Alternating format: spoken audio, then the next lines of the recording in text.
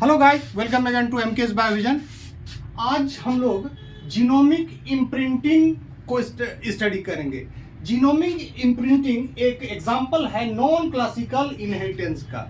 इसका मतलब है कि इसका जो इनहेरिटेंस पैटर्न है वो मेंडेलियन इनहेरिटेंस को फॉलो नहीं करता है। जैसे मान लीजिए ये होमोलोगस में ये मदर का जीन है और ये फादर का जीन है, और एक दूसरा केस लेते हैं जिसमें कैपिटल ए फादर का जीन है, फादर के तरफ से आया है, और स्मॉल ए मदर के तरफ से आया है। दोनों के रिजल्ट में कोई फर्क नहीं आएगा, आइडेंटिकल रिजल्ट होगा। ये आइडेंटिकल फिनोटाइप, यानी कि हेट्रोजाइगस में डोमिनेंट जीन मदर के तरफ से आया हो या फादर के तरफ से आया हो, उससे फर्क नहीं पड़ता है। यही कहता है मेंडेलियन इनहेरिटेंस, यानी कि हेट्रोजाइगस कंडीशन में दोनों के फिनोटाइप जो होंगे वो आइडेंटिकल होंगे। लेकिन जीनोमिक इम्प्रिंटिंग में होता क्या है कि एक जीन साइलेंस हो जाता है। जैसे मान लीजिए कि ये डोमिनेंट जीन है, ए जीन क्या है, नॉन फंक्शनल जीन है, रिसेसिव जीन है। हम इसको साइलेंट जीन भी मान सकते हैं, हम इसको साइलेंट जीन भी मान सकते हैं। ए में म्यूटेशन हो जाए, ए इज ए फंक्शनल जीन, इसमें म्यूटेशन हो जाता है तो यही रिसेसिव जीन हो जाता है। यदि इस कैपिटल ए का इम्प्रिंटिंग हो जाए, इम्प्रिंटिंग मतलब ये इम्प्रिंटिंग का मतलब साइलेंस हो जाना होता है, silencing. If A become silence then it is equivalent recessive gene हो। दोनों म्यूटेशन मतलब change in the sequence of gene in DNA. जबकि जो इम्प्रिंटिंग होता है, इम्प्रिंटिंग में भी साइलेंसिंग होता है, यानी कि ये और ये एक ही तरह का होगा, रिसेसिव फीचर शो करेगा। लेकिन ये इम्प्रिंटिंग किसी डीएनए के सीक्वेंस में चेंज होने के कारण नहीं होता है, किसी पॉइंट म्यूटेशन के कारण नहीं होता है, ये इपिजेनेटिक मॉडिफिकेशन के कारण होता है। इपिजेनेटिक मॉडिफिकेशन का मतलब है चेंज इन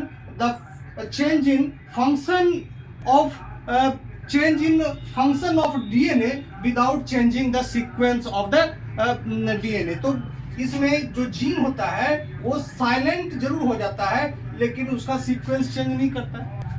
किसी जीन के एक्टिविटी में डीएनए का जो मिथाइलेशन है वो बड़ा इंपॉर्टेंट चीज है। तो मान लीजिए कि मिथाइलेशन हो गया तो ये इम्प्रिंटेड हो गया, this is called imprinted gene. तो ये नॉर्मल जीन है और ये इम्प्रिंटेड जीन है। यदि फर्टिलाइजेशन के समय स्पर्म और एग फ्यूज करते हैं, फ्यूज किया तो ये जायगोट बना, ये जायगोट आगे चलकर एडल्ट बनेगा। इस जायगोट के अंदर दोनों के डीएनए हैं। तो इम्प्रिंटिंग होता किस समय है? Imprinting means silencing of gene, silencing of a particular gene. ये स्पर्मेटोजेनेसिस से, जैसे ये फादर और ये फादर में जब गैमेटोजेनेसिस होने लगेगा, यानी स्पर्म का फॉर्मेशन होगा, at the time of gametogenesis the gene will become silent. और मदर में भी जब oogenesis होने लगेगा तो जीन विल बिकम साइलेंस। दोनों में से कुछ भी हो सकता है, मैटरनल जीन साइलेंट हो सकता है या पैटर्नल जीन साइलेंट हो सकता है। तो ये imprinting, the silencing of A gene, silencing of the gene is called imprinting. जब इम्प्रिंटेड जीन, अब किसका जीन का इम्प्रिंटिंग हुआ है? जैसे मान लीजिए इसमें ये है, जैसे मान लीजिए ये जायगोट है, इसमें मदर का डीएनए है और ये फादर का डीएनए है। सपोज कि मदर का जीन ये साइलेंट हो गया, फादर का जीन एक्सप्रेस करेगा, gene of father will express.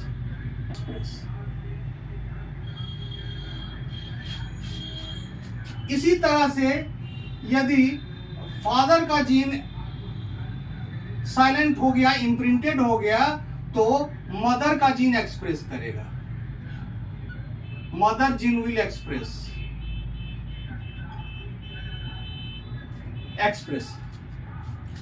तो इसमें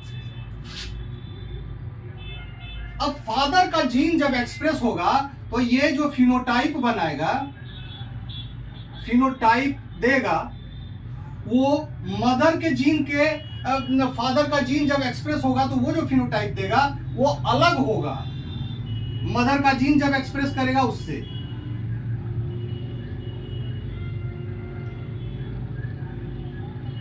जैसे फिनोटाइप 1 है और फिनोटाइप 2 है, तो मान लीजिए phenotype 1 will be produced when the gene of father expressed and gene of mother will be imprinted. यहां क्या है कि फिनोटाइप 2 तब बनेगा जबकि फादर का जीन इम्प्रिंटेड हो गया है और मदर का जीन एक्सप्रेस हुआ है। तो दो तरह के फिनोटाइप देते हैं। ध्यान रहे कि ये जो इम्प्रिंटिंग है, इम्प्रिंटिंग इज नॉट म्यूटेशन। जैसा कि हम कोई डोमिनेंट एलील रिसेसिव एलील में बदल जाता है, इस तरह से म्यूटेशन नहीं होता है। म्यूटेशन क्या है कि ये परमानेंट फेनोमेना है, रिवर्स म्यूटेशन बहुत कम होता है। लेकिन इम्प्रिंटिंग जो है ये टेम्पररी प्रोसेस है। मान लीजिए फादर के स्पर्म में जो डीएनए है वो इम्प्रिंटेड हुआ है, तो ये जो मान लीजिए ये सन है, तो इसके गैमेटोजेनेसिस में वो इम्प्रिंटिंग इरेज हो जाएगा, खत्म हो जाएगा। यानी इम्प्रिंटेड जीन इसको फादर से मिला है, but it will not transfer the same imprinted gene to its son. Similarly यदि मदर का जीन मान लीजिए इम्प्रिंटेड है और उस एडल्ट को मदर का जीन मिला है, तो इस एडल्ट में सिम्टम आएगा, लेकिन इसके आगे के जनरेशन में वो नहीं जाएगा। क्यों नहीं जाएगा? कि यहाँ ये इरेज हो जाएगा। इसके मदर के गैमेटोजेनेसिस में ये इम्प्रिंटिंग हुआ है और इस एडल्ट के गैमेटोजेनेसिस में वो वेनिश कर जाएगा, इरेज कर जाएगा। Imprinting makes a gene silent temporarily for a particular generation। ये साइलेंट हुआ और नेक्स्ट जनरेशन में ये फिर जाके इम्प्रिंटिंग खत्म हो जाएगा, ये नॉर्मल इंडिविजुअल देगा। जीनोमिक इम्प्रिंटिंग में यदि मदर का जीन साइलेंट होता है तो फिनोटाइप अलग तरह का आता है, और फादर का जीन यदि साइलेंट होता है तो फिनोटाइप अलग तरह का होता है। Imprinting is silencing of A gene. It is short time epigenetic modification in DNA due to methylation। Genomic imprinting do not involve change in DNA sequence। Example हम लेते हैं imprinting of insulin like growth factor G IGF-2 in mice। ये कैसे inherit करता है? ये जो IGF-2 gene है ये रेगुलेट करता है stem cell growth, proliferation and differentiation. यानी कि ये ओवरऑल माइस के अर्ली डेवलपमेंट के लिए रिस्पॉन्सिबल है ग्रोथ, ये इंसुलिन ग्रोथ फैक्टर का ये जीन। यहाँ हम देखते हैं IGF-2 जो जीन है ये नॉर्मल जीन, इससे हम रिप्रेजेंट किए हैं, और IGF-2 ये इम्प्रिंटेड जीन है यानी कि साइलेंट जीन है। ये ऑटोसोमल जीन है। पैटर्नल इम्प्रिंटिंग यदि होता है तो उस केस में जो स्पर्म होंगे वो इम्प्रिंटेड होंगे, और मैटरनल इम्प्रिंटिंग जब होगा तो उस केस में जो एग होंगे वो इम्प्रिंटेड होंगे। यानी कि पैटर्नल इम्प्रिंटिंग के केस में फादर वाला जीन साइलेंट हो जाएगा और मदर वाला जीन एक्सप्रेस करेगा, जबकि मैटरनल इम्प्रिंटिंग में मैटरनल साइड का जीन साइलेंट हो जाएगा जबकि फादर वाला जीन एक्सप्रेस करेगा। अब दोनों के कंसीक्वेंस, दोनों के रिजल्ट अलग अलग आते हैं, क्योंकि यदि फादर वाला जीन इम्प्रिंटेड है तो माइस क्या होगा? ड्वार्फ साइज का होगा, माइस ड्वार्फ साइज का हो जाएगा। और यदि मदर वाला जीन इम्प्रिंटेड है तो ओवर साइज हो जाएगा माइस का, ओवर साइज माइस का होगा। क्लासिकल जेनेटिक्स के हिसाब से there should not be any difference between result of a reciprocal cross.